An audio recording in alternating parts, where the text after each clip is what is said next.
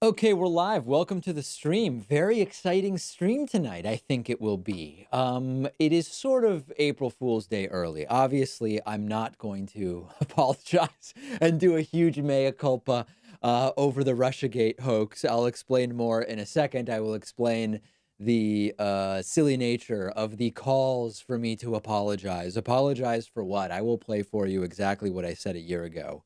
Um, Funny thing, by the way, as I mentioned, I'm just going to give a little bit of time for people to join the stream. Just before starting to stream tonight, I got a couple of those calls from IRS scammers, and I was able to get quickly enough to the microphone and record them. And I insisted that my name was Seltzer Kolinsky. And with the first one, it didn't work. And I just immediately called the same number back and got somebody else.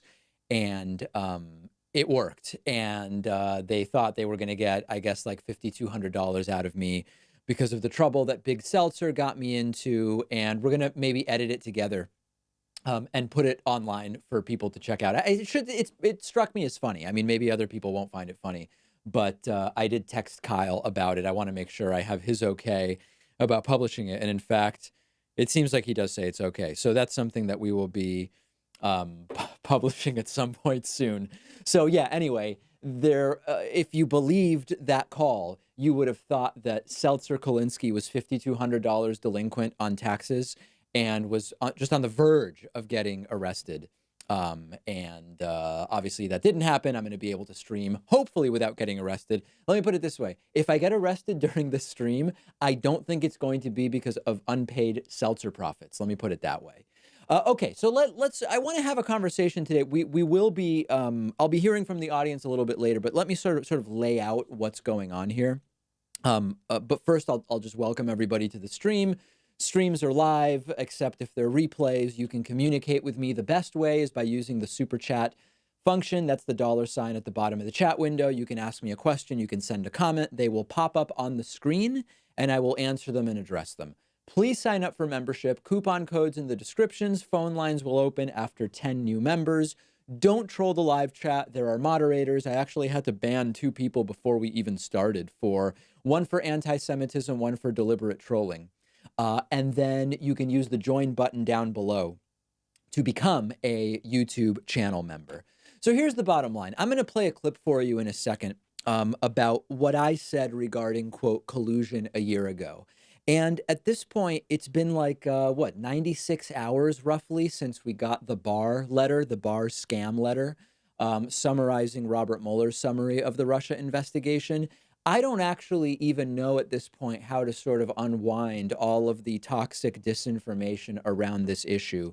But if I had to summarize it to someone who like missed the last 96 hours and didn't know what was going on, we still don't have the Mueller report. Mitch McConnell has now voted twice to block a vote on releasing the Mueller report. Lindsey Graham has told us that Donald Trump and his attorneys will have an opportunity of several weeks to redact whatever they want from Mueller's version of the summary before it gets released. And the summary that William Barr wrote quoted Robert Mueller as being unable to exonerate the president when it comes to obstruction. So the primary problem that I've had over the last 96 hours or so is that there has been very little accurate reporting about what the truth of the report is, which is, number one, we haven't seen it, and number two, the legalese that William Barr has selected for his letter has a lot of holes in it and is not making a lot of sense. I pointed that out in a segment yesterday, which has nearly 100,000 views in its first 22 hours or so. And we're going to get into that in more detail. But now I want to, so we have more time to kind of spread things out on the live stream. I've been getting tweets. I've been getting emails. I've been getting, I don't really look at YouTube comments, but I saw a couple of highlighted comments that the team brought to my attention where people are demanding I apologize for something related to our coverage of Russia. So I thought, well, let's actually go back and see what I said when I was specifically asked about collusion involving Donald Trump specifically, and the idea of Russia installing Donald Trump. These are sort of two of the specific things that people want me to apologize for. Let's take a listen together to what I said a year ago. This is from, when is this from? April 17, 2018. So like 3 weeks shy of a year. And then you tell me what's in here that I need to apologize for. 617-830-4750. Let's go next to our caller from the 616 area code. Caller from 616, introduce yourself and go right ahead. 616, Are you there? Yeah, you're there. Can you hear me? Standard so far. Oh, I didn't even know I was on. I was wondering, do you personally think that Donald Trump colluded with Russia? Like, just your personal thought. As an individual, like that Trump personally was like talking to Putin and setting things up? Yeah, like, do you think Putin installed some guy who doesn't know what he's doing in our government, and now he's just here? Well, hold on. That's two different. Let's take them one at a time, if that's okay with you. Okay. All right. Question one is, do I think Trump was directly involved in coordination with Russian agents? I think the answer is probably no. I think that Trump was aware that his campaign was talking to Russian actors, but I think the likelihood of Trump personally coordinating anything is probably close to zero. Wow. Big apology. That's good to hear. Okay. Second part is, do I believe that Russia installed Trump? No, not in a literal sense. Russia clearly had an interest in Trump being the Republican nominee from a pretty early moment in the primary. Right. Once he became the nominee, Russia clearly had a preference for Trump over Hillary Clinton, and they had a number of different tools at their disposal to help Trump, right? That includes the coordinated, the hacking that was done, the release of the documents coming from those hacks being beneficial to Donald Trump and detrimental to Hillary Clinton, the dangling of business offers and all sorts of different stuff, right? So there's a lot of different ways. But if you're asking me, did Russia literally install Trump? I don't think that's language that I'd be ready to use at this point. Wow. Wait a second. So you're telling me I need to apologize because I said a year ago, I don't think that Donald Trump personally colluded, but was generally aware people were talking to Russia, which is exactly what it turned out to be. And I don't think that Russia had this advanced, crafted plan to install Trump. But once it became clear that Trump was running, Russia, as they do with many elections, had a preference. They didn't like Hillary Clinton, and they did things to help Donald Trump get an edge, which is exactly what the truth is. So for anyone who, so listen, I'm being sort of tongue in cheek here. Obviously, I'm not going to apologize. The criticism, I guess, would be if you want to say, let me steel man my critics on this issue. You could argue that I paid more attention to the investigation as it was going on than you might believe was warranted. And that's a fair criticism, which we could just debate and say, I don't know, what's the right amount of attention to pay for it, to it. Dozens of indictments, and people are going to prison, people are going to jail, allegations of criminality from witnesses. We paid a certain amount of attention to it. That amount of attention was not the same as other shows. But if there is a specific assertion that I need to apologize for, it's certainly not that I believe Donald Trump personally colluded, nor that the investigation would ultimately turn that up. And I think that that's also an important point to make. One could have believed that Donald Trump did personally collude. That's, as you just heard, that's not what I said. You could have believed that Donald Trump did personally collude, but that the investigation was not going to end up with that as a conclusion. That would also be a position one could take.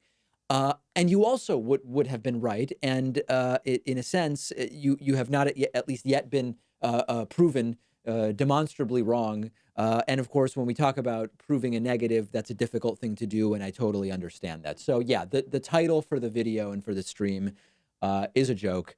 I'm not going to be apologizing.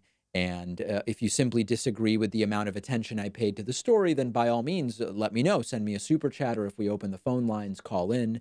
There's one other important thing that I think is relevant to point out at this point in time, which is from the point of view of strategy for the left, I remember at least a year and a half ago making it clear that whatever your opinion is about what crimes Donald Trump had or had not committed, or people around him had or had not committed, and moreover, what could be proven in a court of law. I said a year and a half ago, already thinking about 2020, 2018, and 2020, more 2018 at the time, but now it applies to 2020. Uh, Impeaching Trump is not a political platform. Waiting for an investigation to lead to Trump's indictment or removal or whatever is not a political platform. It is not a political strategy. It is not a way to win an election. And that I obviously stand by. And we will ultimately see what happens in 2020. I do worry that Donald Trump is very quickly heading towards a massive, massive reelection. A couple of people saying the sound is a little bit low. Nothing's looking low on my end. I'm not sure what else I can do. Maybe people meant on the clip. Let's listen to a little bit more of the clip here. Just briefly, let me get switched over to that. Let's see what else was said during this call. And I think we were like at the 2-minute mark, maybe. Let's see here. I think that's language that I'd be ready to use Yeah. at this point. That's fair to say. Yeah. Also, I have another question. Okay. Have you ever played Battlefield 1? No, I haven't even heard of it. What is it? Okay. So it goes into video games. So I don't think we really need to deal with that too much. So listen, I'm glad to continue having the conversation, but I'm not going to be apologizing, and that's that. I just want to mention this again.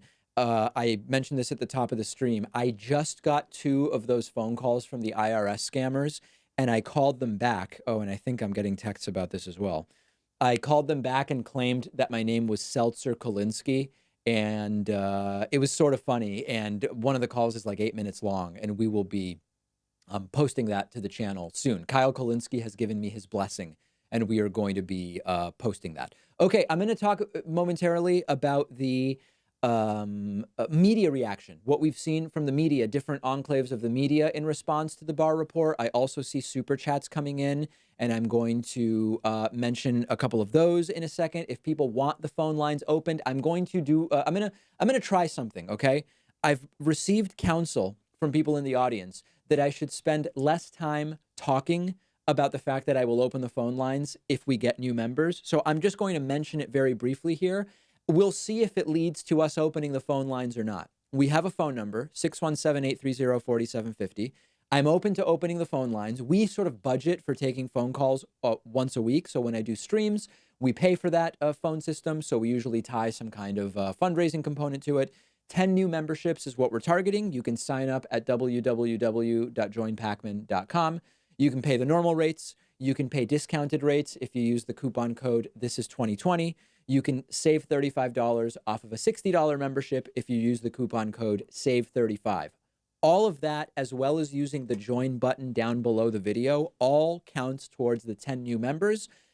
If people don't want the phone lines open, by all means, don't sign up. And by popular demand, if you become a new member and you want to call in, I will give you priority when we open the phone lines if when you type in your name, when you sign up, you put in your area code. So if your name was like David Pacman and you were calling from in Boston, the 617 area code, you would sign up on our website with the name, first name David, last name Pacman, parentheses 617. When the phone lines open, I will keep a tally.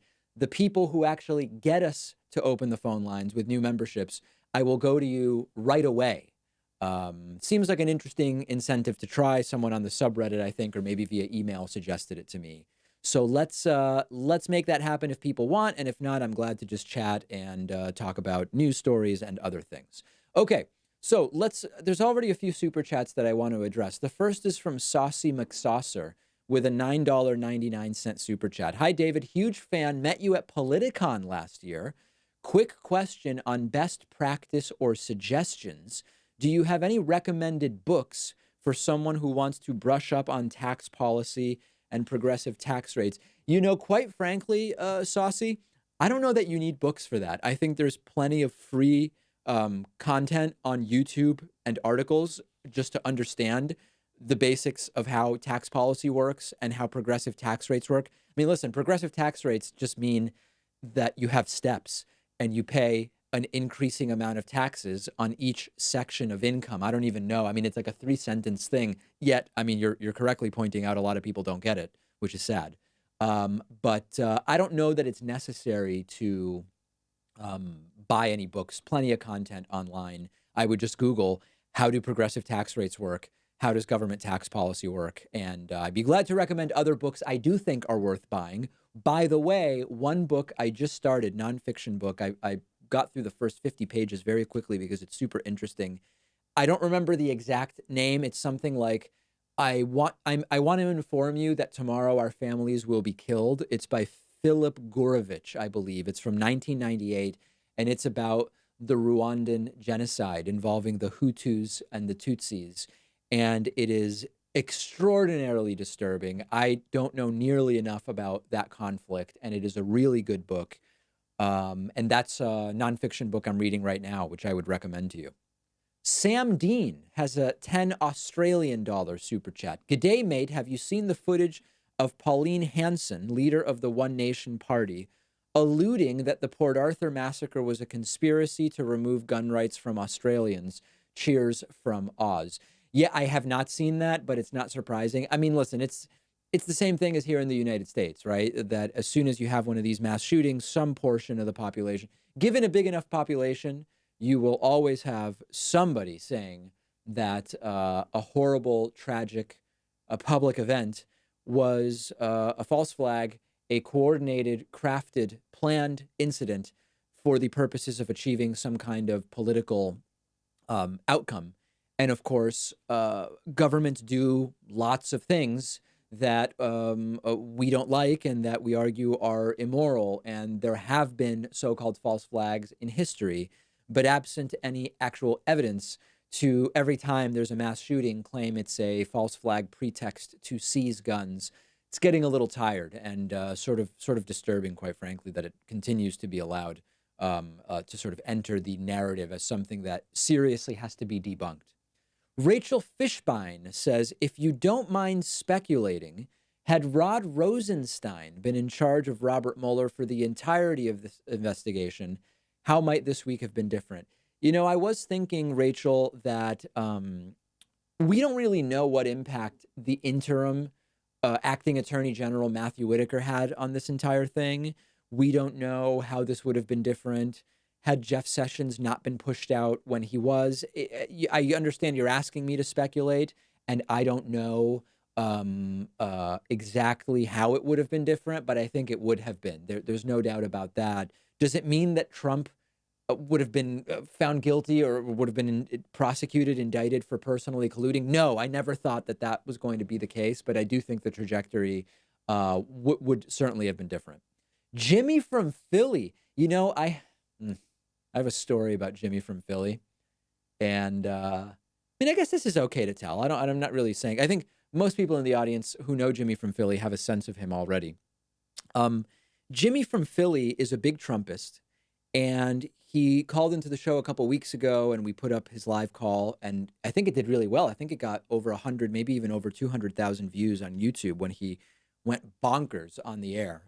And he got on the phone with me a second time, and that's all fine. But our team brought to my attention yesterday that I'm trying to think of the dates, and I don't want Jimmy to accuse me of being disingenuous, but this is to the best of my recollection. Over a relatively short period of time, like it might have been a 3-day span, Jimmy left like between 8 and 10 voicemails on our voicemail line. And the subject matter doesn't really matter, but that's a lot of voicemails. And I'm a little bit worried about Jimmy from Philly because I was surprised when our team came to me and said, Jimmy from Philly has been just leaving voicemail after voicemail. Okay, Jimmy from Philly says, Barr doesn't have to give a full report, and you know it. No, of course he doesn't. He was specifically hired to give a report that was going to sanitize in the most advantageous way possible for Donald Trump, Robert Mueller's investigation. If you can find evidence of me saying Barr has to give a full report, Jimmy, by all means, let me know. The Progressive Voice. Why haven't you followed me back on Instagram? I don't know. I don't follow most people back. I'm trying to keep my ratio sophisticated and elite. So my follow backs, how many people am I following on Instagram? You should follow me on Instagram, by the way, if you're not. I only follow 667 people and I have 47,000 followers. So I'm keeping that ratio extraordinarily low. Latest posts on my Instagram, me chugging from what looks like an orange pharmaceutical bottle, but is actually an Italian apricot nectar in Washington, D.C. over the weekend. Me looking at very avant-garde art. Let's see if I can hold this up. This is me looking at art that is just a string connected to the ceiling, and that at the Hirshhorn Museum in D.C. was a big thing. And very, very popular post on my Instagram. When I was in DC over the weekend, I went to a really great restaurant, an Afro-Caribbean restaurant. The menu was filled with identity politics and extraordinary. And our waiter, Ramiro, recognized me and is a big fan of the show. So that is those are the 3 latest posts on my Instagram, and I encourage you to follow me there. But Progressive Voice, I'll check out your account. If you're publishing really good stuff to Instagram, maybe I will follow you. Okay. I want to say thank you to Kendria Daniel, who has signed up for a membership at davidpakman.com/membership. Kendria has used the coupon code SAVE35. That coupon code works only on the $60 a year membership. It drops it to just $25 a year.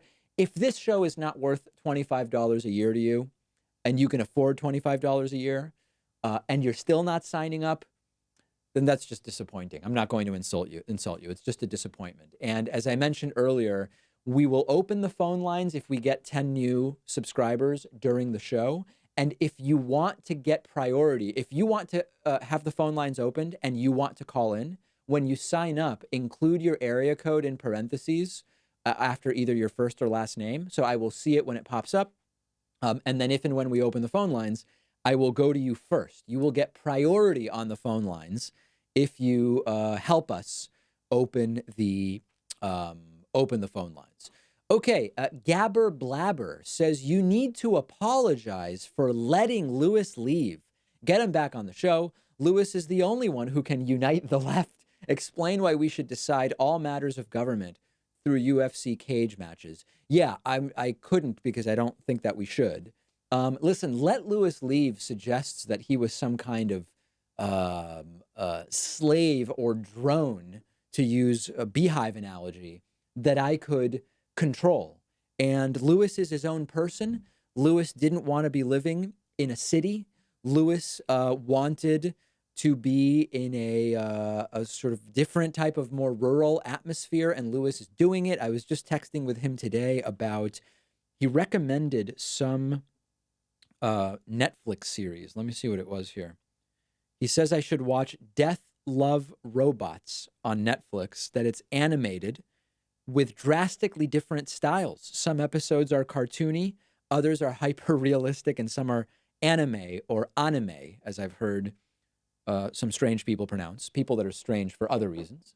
So, okay, yeah, that's that. The Progressive Voice. Do you prefer Lewis or Pat? I like Pat better. Well, it's funny because Pat is ultimately in the role that Lewis originally held, but the show has changed so much that they are effectively completely different positions. The way that the show is edited and produced today has changed so drastically since Lewis was last on the show.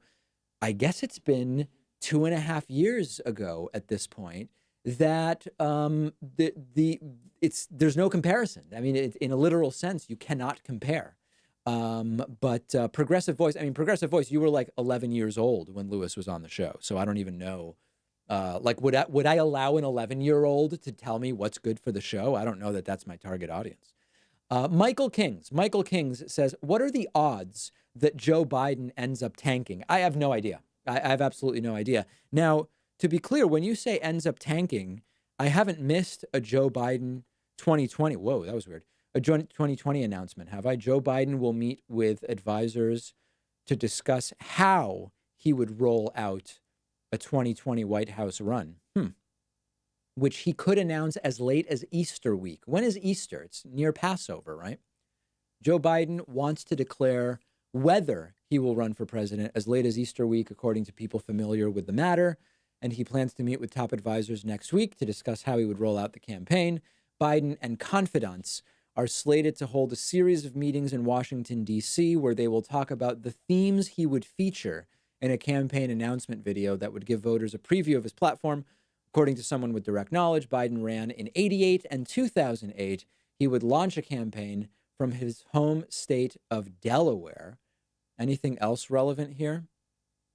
He wants to declare whether he will run. That almost makes it sound like he will make an announcement even if he's not running, which would be kind of weird. I mean, I don't think he really needs to do that.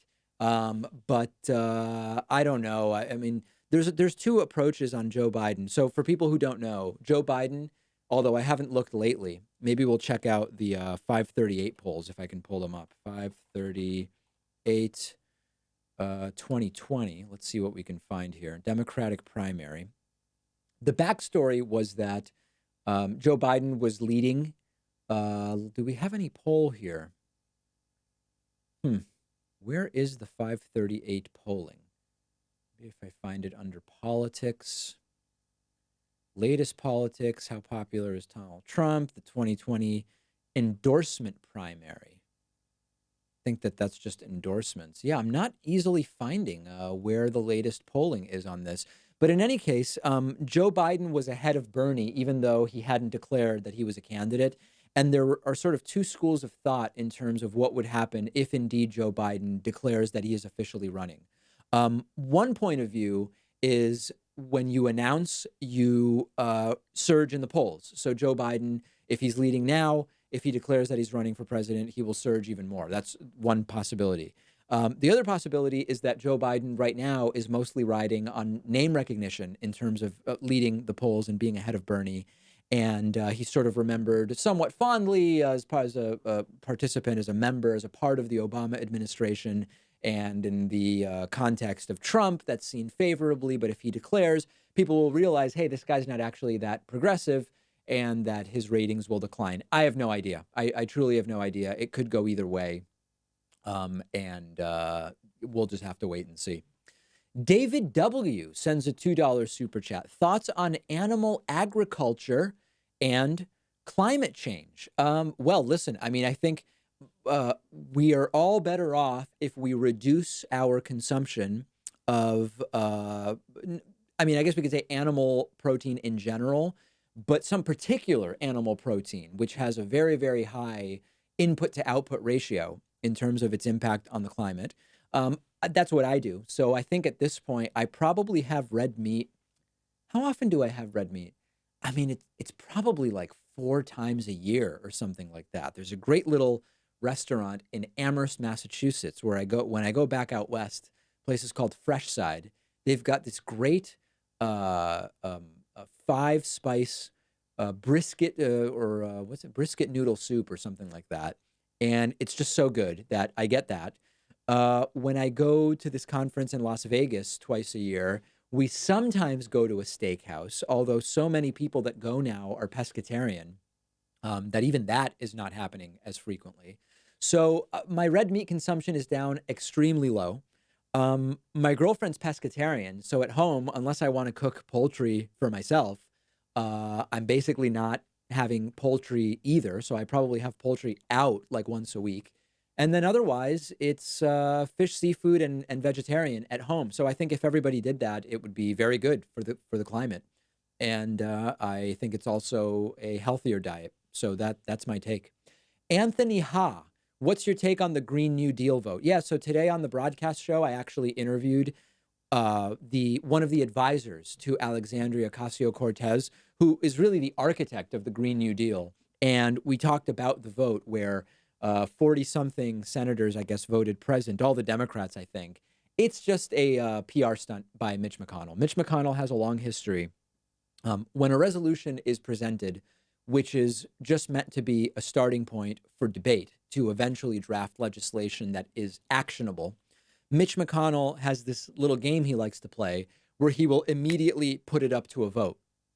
And the reason for doing that is that he wants to, I guess, get Democrats to either vote against it or just abstain, and then be able to say they don't even support their own bill or whatever. It's a very transparent political ploy and not altogether surprising.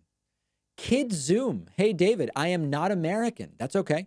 What do you think about this 2-year long election cycle in America? Does it help democracy or hurt governance? I think it's a disaster. I have said for a while now that we should have public financing of elections. We should have a specific time limit on elections, and how you enforce that is sort of a question mark. But we should be restricting how long elections can go on.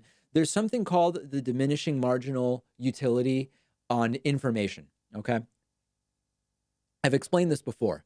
And the analogy, so there are those who will argue the longer the election, the more time we have to make really informed decisions. For people who have heard this analogy before, I apologize. If you are shopping for a car and you start looking, at first, the research that you do is going to be extraordinarily advantageous in terms of helping you make a better decision. How many cars are there out there? What are the makes of vehicles? What does a car cost these days? What are the particularly unsafe cars that I should avoid? If I only want to look at cars that get 30 miles per gallon or better, which cars am I looking at? So the time you put in has a significant utility in terms of helping you make a better decision for buying a car. But as you keep researching more and more and more about cars, at a certain point you get to which spark plugs do the cars come with out of the gate? Which cars can you put aftermarket bike racks on that were made in China versus made in wherever else, right? At a certain point, the amount of time you spend has a diminishing additional utility to helping you make a better decision. It's the same damn thing with elections. It's the exact same thing. And you can make very informed decisions about who to support in 3 months, I would argue, certainly in 6 months, and just, I mean, absolutely in 9 to 12 months. And I would love to see elections limited, and also limited in terms of the spending element, which is just such a toxic and corrosive aspect of the way that politics are done in the United States. Let me welcome another new member. I want to welcome Fraser Jones. Fraser Jones from the 718 area code. And by including his area code in his sign up, Fraser, now, if we open the phone lines a little bit later, will get priority, and I will go to Fraser first from the 718 area code. I will make a note here, 718. If you want me to open the phone lines at 617-830-4750, and if I did that, we might hear from Jimmy from Philly because he's all over Super Chats today, so he's clearly engaged. We simply need 8 more new members, okay? www.joinpacman.com. You can save 40% off of any membership with the coupon code THISIS2020.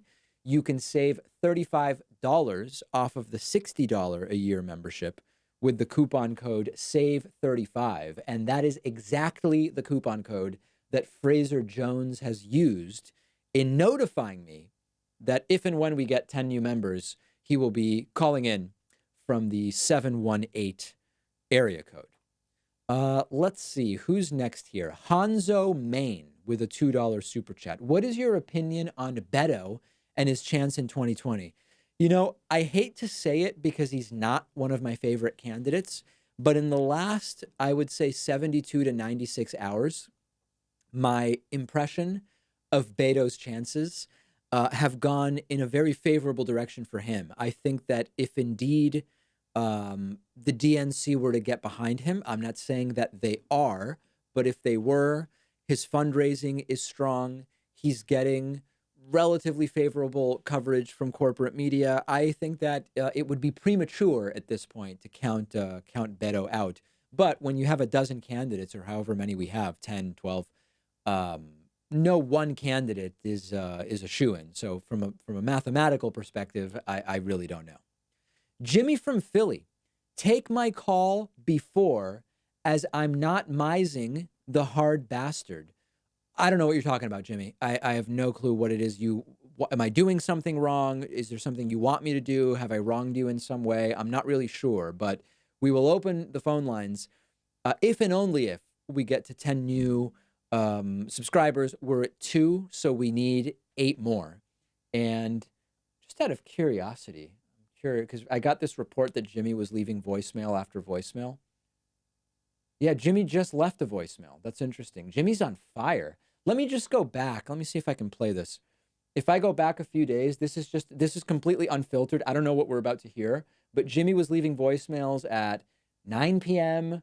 on Tuesday night, and he left voicemails at close to midnight on Monday night. Let's just take a listen here. Here's just a random voicemail from David, Jimmy from Philly. Debate the hard bastard. This would be like the Super Bowl of debates. What is that accent, Jimmy? Debate the hard bastard. Bastard. That's interesting. I thought that was more of like a northern plains thing. And just again, we're just picking randomly here. Here's another Jimmy from Philly voicemail, calling it very focused on me. David, Jimmy from Philly. Yeah. Debate me on this Trump's AG mower scam. Report is a scam. Please, David, please, I beg you, debate me on this. Please, David, you are so disingenuous. You are so full of shit. I would love. How many syllables does the word "so" have? That's a genuinely interesting accent. We've done a bunch of interviews about different American dialects, and this is not one I'm familiar with. To debate you on this issue. Please, David, please, David, I beg of you, let me debate you on this issue. 267-5. Whoa, okay, before we don't want to do that to Jimmy. Okay. That went on for 2 minutes, though. So anyway, Jimmy, very, very active on the phones and wants to call in, and we'll see if that ultimately happens. Okay, someone has just signed up who does not want their name announced, and they are making it very, very clear that they don't want their name announced. And so in that case, I will not announce their name. I am totally fine with that. Let me see if they're giving me an area code. No, they are not. Okay, that's new member number 3. I will not say anything further because that has been their request, and I would never think of wronging or outing anybody. Okay, Nouvelle Cos with a 5 Canadian dollar super chat. So why is everybody giving this guy money? He hasn't even taken off any clothes yet. By the way, Lewis and Pat, both boring. Bring back Jason. Okay. I didn't even think that people were interested in me taking any clothes off. So that's the only reason that hasn't happened is it seems like that would, if anything, reduce the number of people on the stream, not increase it. Rugal Migdal with a $2.79 Canadian super chat. What is intrinsically wrong with the 14 words? Is 14 words that Hitler thing? 14 words, I think it is. 14 words. Yeah, okay, it's that it's the Hitler thing, right? Yeah. Hope that was worth $2.79 for you, my friend, but it certainly wouldn't be to me. That's for sure. It's always funny when people yeah. Anyway, don't really know too much what else to say about that. Okay. And the other thing I want to do just before we go too much further is let me take a quick look at the regular chat because there are often interesting things in there. I like to keep up with what is happening in the regular chat. People saying that Jimmy's accent is a Philadelphia accent. I know a lot of people from Philadelphia, though, and they don't have that particular accent where you becomes like a 4-syllable word. People saying Philadelphia is a sad city. I've never been, so I can't really say. What else? People are glad I stopped the voicemail before we heard Jimmy's phone number. Some people upset that I stopped Jimmy's voicemail before we heard the phone number. People asking me to debate them. You can call in as soon as the phone line's open. Other people saying it's actually a Jersey accent, that Jimmy has a Jersey accent, not a Philadelphia accent. Now there's kind of like an argument happening about whether it's a Jersey or Philadelphia accent. Thing is, it also doesn't sound like a Jersey accent to me. People like Beto, people dislike Beto, people like Bernie, not surprising. People are angry with Americans. That's not unusual. What else do we have happening?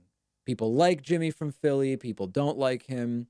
People asking if I would ever run. I cannot be president. I was not born in the United States.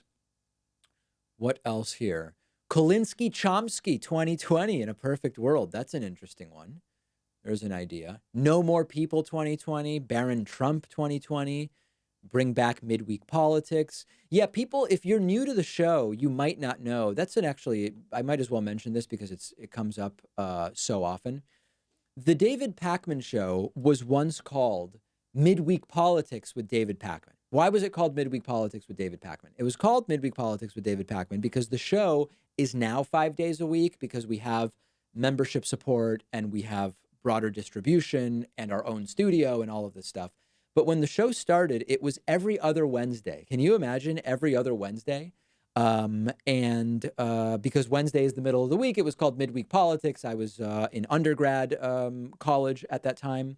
And when we signed up for YouTube, it was that was the name of the show. So that's why if you go to youtube.com/midweekpolitics, that's us. And if you go to youtube.com/The David Pakman Show, that's also us, but it redirects. And that's the backstory. CW Hambone says, have you done Jonathan Haidt's Moral Foundations test?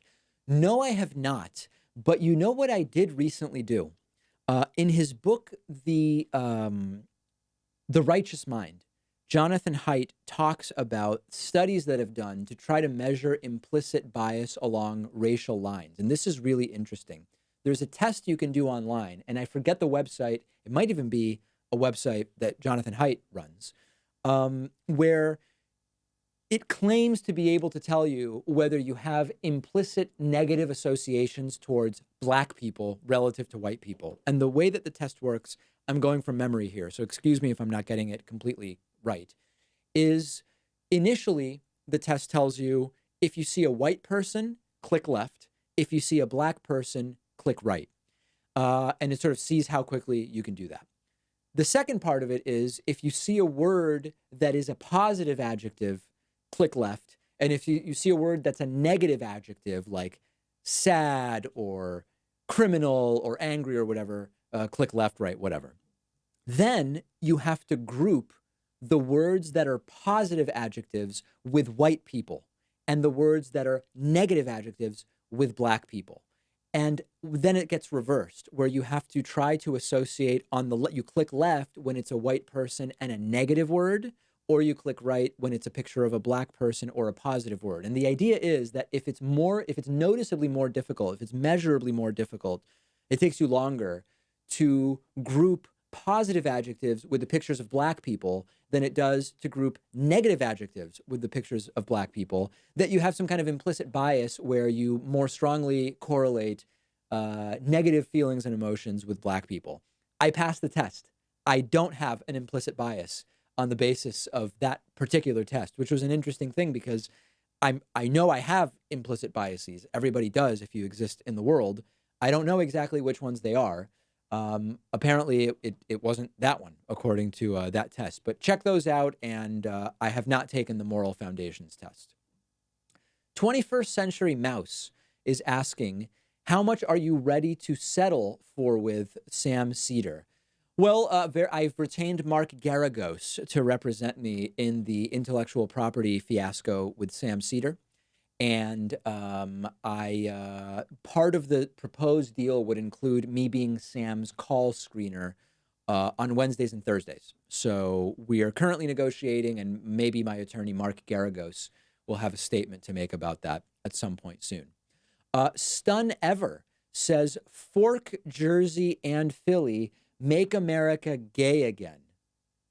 Okay, that's a perfect time, I think, to welcome our newest member, Alexis Magana, who has submitted their area code. I will make a note of it right here so that if we open the phones, we can go to Alexis very, very quickly.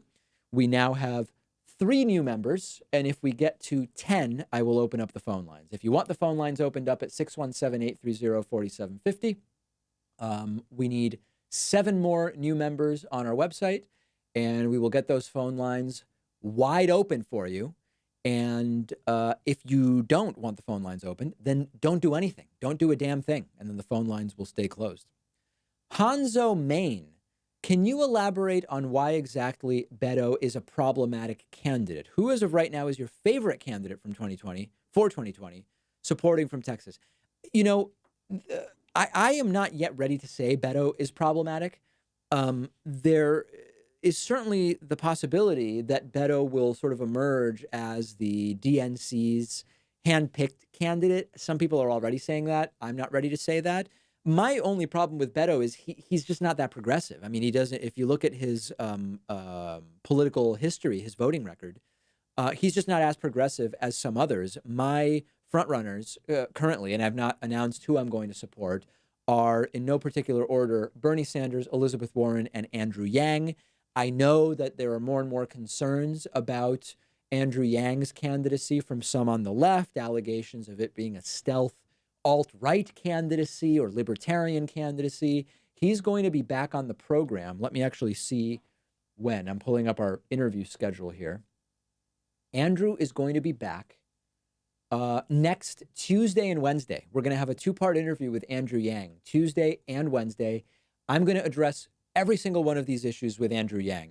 His UBI proposal, which some on the left are furious with, his no free college tuition, position, which some on the left are not pleased with.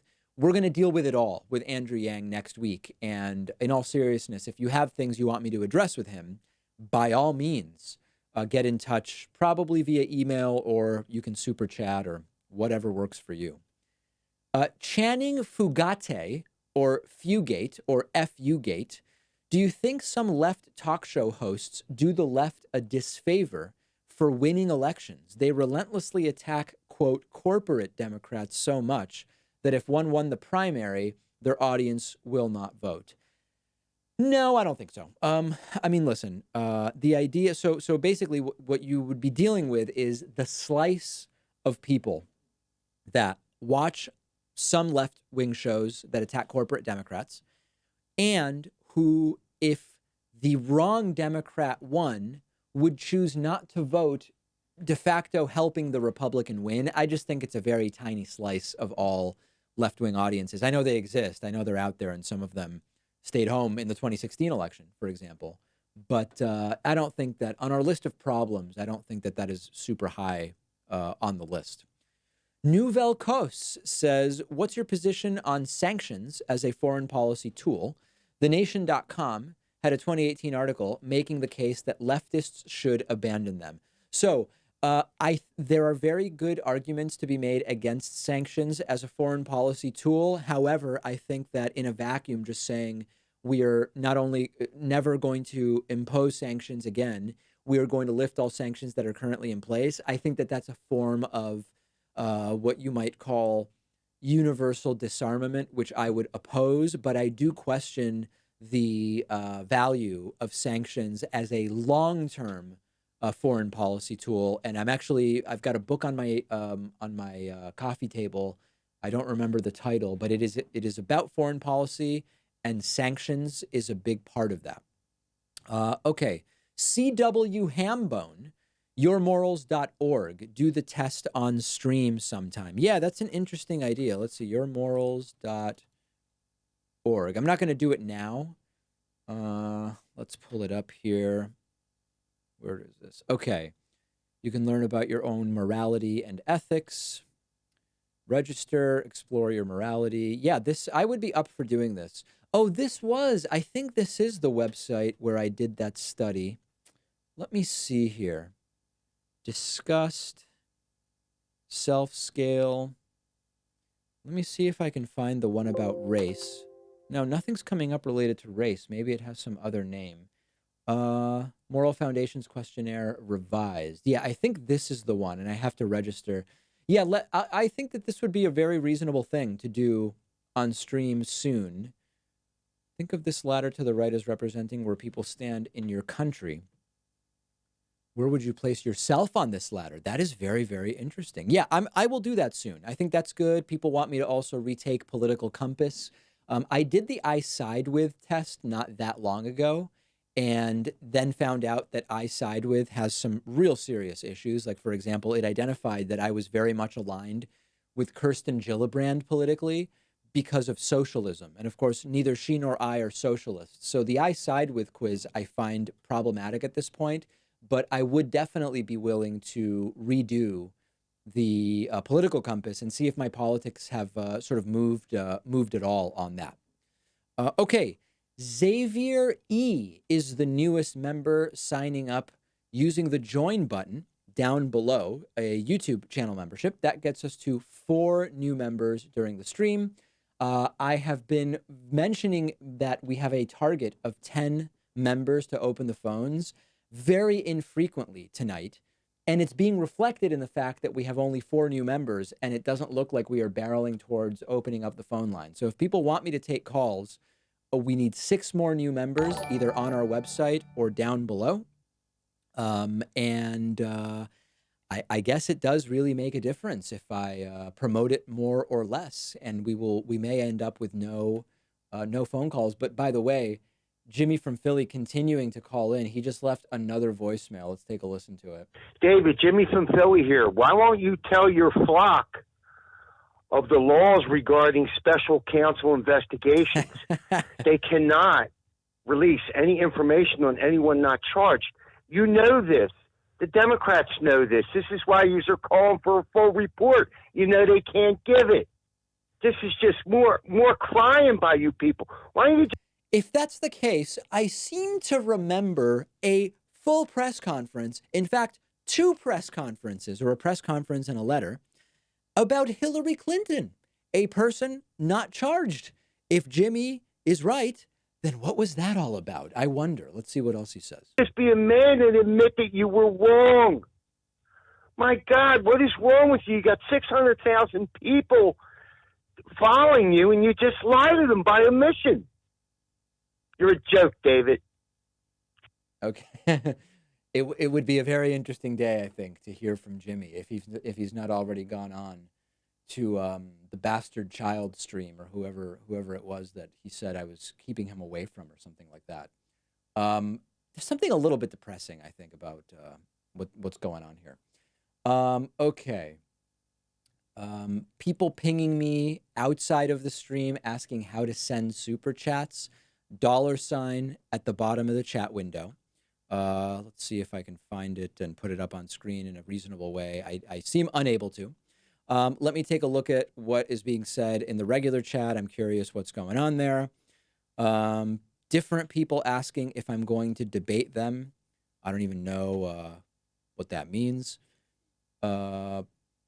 A big advocate, Hiram Lewis, is just singing my praises, saying I'm nailing the coverage of the Barr report. That seems fine. People saying Jimmy seems Canadian, that Jimmy seems to be in love with me, that I'm lame. What else? That I'm a Jew. All the sort of standard stuff. References to unsubscribed trolls, as I call them, people who threaten to or say they are about to or have just unsubscribed. What else is going on here? A lot of interesting chat. It's funny how people are arguing with each other about things that don't even have anything to do with what's actually happening in the stream here. Trump will get his second term, people saying. I agree with that. If I had to bet money today, I say Trump does get a second term. I think he's rapidly heading towards that. Few people agree that Andrew Yang has a hidden agenda and that he is not truly progressive. I will ask him about that. I will absolutely ask him about that. I want to have all of those conversations with him. Some people saying Andrew Yang is garbage. Now that I disagree with. I don't think that that's true. People referring to the David Pakman Show subreddit. Okay, so it doesn't seem like a lot of people are getting banned, which is a nice thing to see. I don't want people getting banned, but we will. We do sometimes ban people simply because we have to, and I banned a couple people before we even started. But it seems like everything is sort of normal in the chat there. Razor X has sent a $2 super chat. I love you. Marry me. Okay, well, love you too, but I am not currently accepting marriage proposals. I am more likely to accept challenges on leechess.org at this point in time than I am marriage proposals. Billy is our newest member of the evening. That is new member number 5. And I also want to say thanks to new member number 6, who is Neil Irving. Neil Irving has signed up on our website. A couple of quick notes. If you want to get on the phone lines early, include your area code when you sign up. You can include it either as part of your first name or your last name. Then I will know your area code. And if we open up the phone lines, I will go to you first. If you don't want your name said, you can put in your name and also add "don't say my name," and then I won't say your name. You can also put in a fake name. Our website allows you to put in any name as long as your PayPal account is functioning and the payment goes through, or you have a working credit or debit card. You can put in any name you want if you don't want your name said or whatever else. So that is number 6. 4 more, and we'll open up the phones. Xavier E says 4chan influences mainstream conservatism. Yeah, it does. It does. That's true. 4chan has grown into a sizable platform, and it does influence mainstream conservatism, and it has successfully pushed a number of right-wing narratives. By mainstream, I mean into mainstream conservatism, Fox News and talk radio and all of that stuff. T Dietz 20 says Jimmy's from Baltimore, or at least his accent is. All right, maybe that's the case. Hanzo Main is a new member. That is new member number 7 of the evening. That means 3 more, and I will open up the phone lines. 7 out of 10 is where we currently stand. And I think we actually have 8. Let me see here. Believe we have our 8th new member. Is that coming through? Yeah, we do. James Buccino. James Buccino is new member number 8 of the evening. So 2 more, and the phone lines will open. Stun Ever sends a $1.99 super chat. Pacman 2024. What about 2028? I forget your age. My age does not matter. Not because it's a secret, but because I wasn't born in the United States. So I cannot run for president under current law, and that's okay. That's okay with me. It's not a huge deal. But no Pacman 2024, no 2028, or anything like that. I was actually recently talking to someone about whether I would run for something locally here in Massachusetts, and I don't know that I would. I mean, for me, it would be number 1. I would want to make sure that I could win. It would be not a good thing to take time off from the show to run for something that there's not a reasonable certainty that using the platform of the show as a catapult would be a likely race to win. But also, I don't think I want the oversight of what it's like. I mean, I'm my own boss right now, and there's a lot of good things about the situation I have going on. So it's, I just don't know that it's something that I would do. Razor X, Kyle Pacman 2024. Who would be the VP, though? Again, I can't run. I was not born in the United States. Nouvelle Cos with a $5 Canadian super chat. Will you please consider doing a collaboration or interview with Ollie of Philosophy Tube? His channel is also amazing, and I'd love you two discussing politics. I'm always open to collaborations. Let me see Philosophy Tube YouTube. Let me check this out. See what's going on with Philosophy Tube. Philosophy Tube, 349,000 subscribers. Very nice. Does some streaming, does some topical videos. Let's see, what do we have here? Brexit, what is democracy? Comment and mailbag, why we build the wall. Steve Bannon, Philosophy Tube. Housing, 300,000 subscriber stream. How to fix the housing crisis. Okay, yeah, I don't know anything about this channel, but seems interesting, and I'm always open to considering any reasonable collaborations for sure. Okay, Troy McEnroy says $1 Canadian super chat, no question or comment. Okay, let me, one other thing I wanted to bring up is, so there's this conference that I go to in Las Vegas twice a year, as many people know. And on Wednesday, Thursday, Friday of Vegas week, I broadcast from Las Vegas. Sam Cedar broadcasts from Las Vegas. I think he does he do Tuesday, Wednesday? Maybe Wednesday, Thursday, Friday as well. To sort of progressive media meeting of the minds at Mike Papantonio's conference. All sorts of different progressive hosts are there, and there are dinners, and there is Spin the Bottle, and all sorts of exciting stuff. And this time around, I was thinking of doing some live stuff from Vegas, but I don't really know what to do. I do the regular show, and normally I'm pretty tied up with the conference, so that's kind of it. I think the conference schedule is a little bit lighter this time around. So I was thinking of doing something maybe live from Vegas, but I don't really know what it would be. I could just I could film Sam Cedar broadcasting live and offer my commentary from like 10 feet away. That maybe is something to do. I don't really want to go and just stream talking to people on the street because that can get kind of weird. Some people don't want to be going out over the internet, and I have to kind of like hide them until they say they do want to be on. So I don't really know, but I'm thinking of doing something live from Vegas, not next week, but the week after. But I would need some ideas from people. CW Hambone says, why did the Republican Party change the star on their logo to a pentagram in the year 2000? I don't know what you were talking about. Let's pull up let me pull up what their logo is. Republican logo.